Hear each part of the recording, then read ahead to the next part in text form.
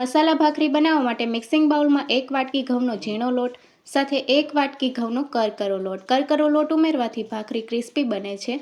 મસાલામાં અડધી ચમચી હળદર પાવડર, 1 ચમચી ધાણા જીરું પાવડર, 1.5 ચમચી જેટલું લાલ મરચું પાવડર ઉમેર્યું છે. તીખાશ તમે તમારા ટેસ્ટ મુજબ ઓછી વધારે કરી શકો છો. સાથે ચપટી હિંગ, અડધી ચમચી અજમો, અડધી ચમચી આખું જીરું ઉમેરશું. સ્વાદ પ્રમાણે મીઠું, 1 ચમચી કસૂરી મેથી ઉમેરશું. બહુ સારો એવો ટેસ્ટ આવે છે. 3 ચમચી તેલ ઉમેરીને મોણને લોટના દરેક કણમાં સારી રીતે મિક્સ કરી લઈશું. મોણ સારી રીતે મિક્સ થઈ ગયું છે અને મોણ આ રીતે મુઠ્ઠી પડતું તૈયાર કરવાનું છે. 1 કપ જેટલું ગરમ પાણી લીધું છે. થોડું પાણી ઉમેરીને ભાખરીનો કઠણ લોટ તૈયાર કરી લઈશું. ભાખરીનો લોટ કઠણ બાંધવાનો જેથી ભાખરી સારી રીતે ક્રિસ્પી તૈયાર થશે. થોડું પાણી ઉમેરવાનું. તો આ રીતે ભાખરીનો કઠણ લોટ તૈયાર થઈ ગયો છે અને 1/4 કપ જેટલું પાણી વધ્યું છે, એટલે પોણા કપ પાણીની જરૂર પડી છે.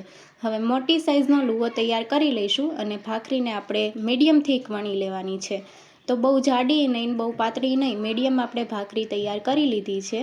ભાખરીને આપણે રાઉન્ડ શેપમાં કટ કરી લઈશું. તો આ રીતે ઢાંકણાની મદદથી આપણે રાઉન્ડ શેપ તૈયાર કરી લઈશું અને એક્સ્ટ્રા લોટ આપણે બીજી ભાખરી વણીએ તેમાં ઉપયોગમાં લઈ લઈશું.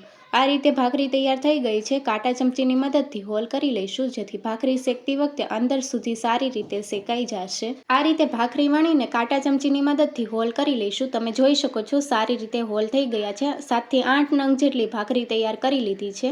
ભાખરી શેકવા માટે નોનસ્ટિક લોઢી લઈ લીધી છે અને જેટલી ભાખરી આવે એટલી આપણે એકસાથે શેકી લઈશું. તો આ રીતે 3 ભાખરી એક સાઈડથી શેકાઈ ગઈ છે. હવે તેલ લગાવી દઈશું અને બીજી સાઈડથી પલટાવીને બીજી સાઈડ પણ તેલ લગાવી દઈશું અને ક્રિસ્પી થાય ત્યાં સુધી થવા દઈશું. તો આ રીતે ચમચાની મદદથી પ્રેસ કરી લઈશું. એકદમ ક્રિસ્પી ભાખરી તૈયાર છે.